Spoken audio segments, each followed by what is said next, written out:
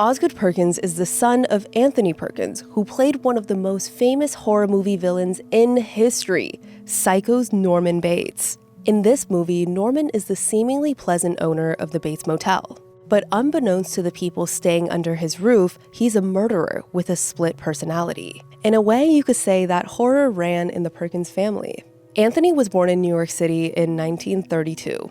His father was a famous actor, but Anthony's early life wasn't easy. When Anthony was just 5 years old, his dad suddenly died from a heart attack. That left Anthony alone with his mother, Janet. Growing up after that, Anthony struggled to deal with all the big feelings he had about his father's death. One source refers to his childhood as tortured and troubled.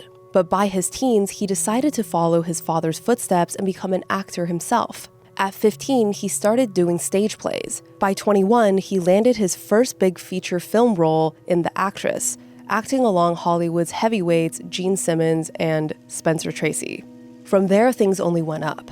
By 24, Anthony starred in Friendly Persuasion, and his role earned him an Academy Award nomination. And then, just a few years later, in 1960, Alfred Hitchcock came calling, offering Anthony the role of Norman Bates. You know the rest. The shower, the knife, the screaming. It's one of the most iconic horror films of all time. And after Psycho came out, Anthony became a bona fide Hollywood leading man. He had a bright future and career ahead of him. But he had a secret that threatened everything. Anthony Perkins was the picture of mid-century masculinity. He was handsome, charming, and the exact kind of guy Hollywood loved to market as the romantic lead. But he also secretly liked men. And in the 1960s, that was a problem, especially for a leading man like himself. If anyone found out, it could have ended his career. Anthony had known the truth about his sexuality since college, but he buried it deep. He couldn't risk being honest, so he lived a kind of double life. For more than a decade, he shared a home with a woman named Helen Merrill, who was 14 years his senior. Helen was this outspoken, demanding photographer with a thick German accent. They met when Anthony was one of her tenants. Once his acting career took off, he helped her open an art gallery.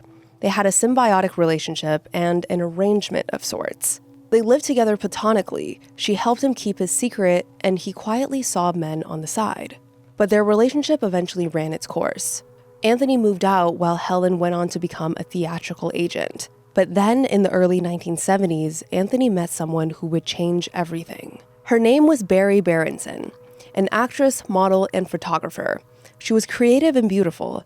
And fun fact, she had a crush on Anthony ever since she saw him in a movie when she was 12. So when she got a chance to interview him for Andy Warhol's Interview magazine in 1972, she jumped on it. Barry was 24 when she met 40-year-old Anthony at his New York townhouse. She had her list of questions for him, but she was so nervous she could barely make her way through them.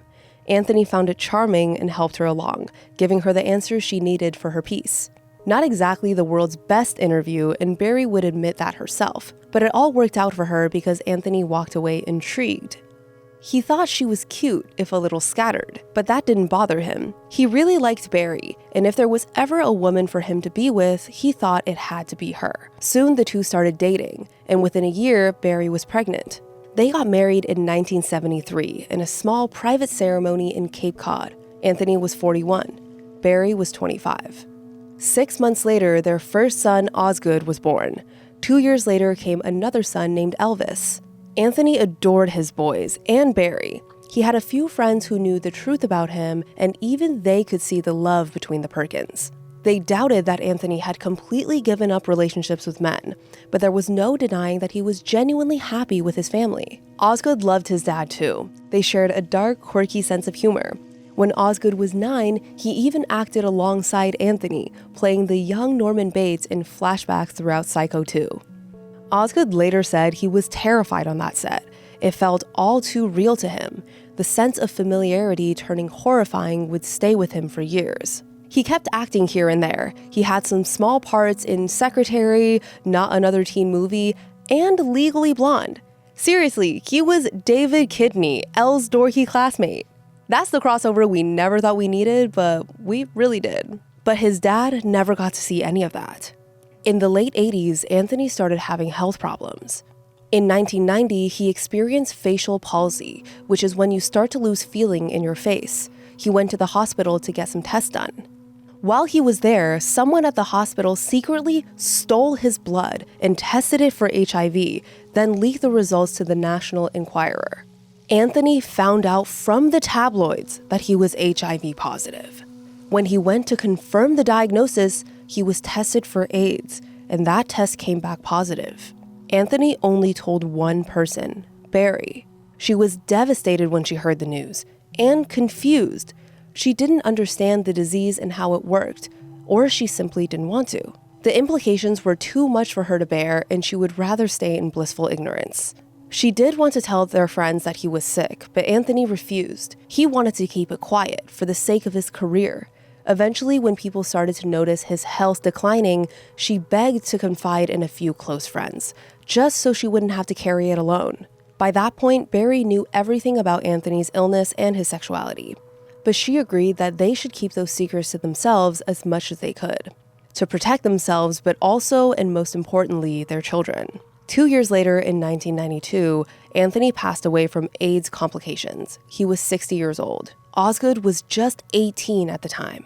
As a teenager, Osgood had realized his parents were keeping things from him, but he never confronted them about it. So the truth remained in the shadows, hidden just out of sight. That changed as he got older and started unraveling his family's secrets. He knew his mom had done what she thought she had to in order to protect him and his brother. But her choices left Osgood with questions, big ones. Had his mother done the right thing by keeping those secrets? Should she have told her sons everything? If he was in her shoes, what would he have done? Those questions would haunt him for years, until nearly 3 decades later when he finally confronted them when he wrote and directed Longlegs. If you're brave enough, subscribe now. Just search for @CrimeHouse Studios on YouTube. And remember, reality is the real horror.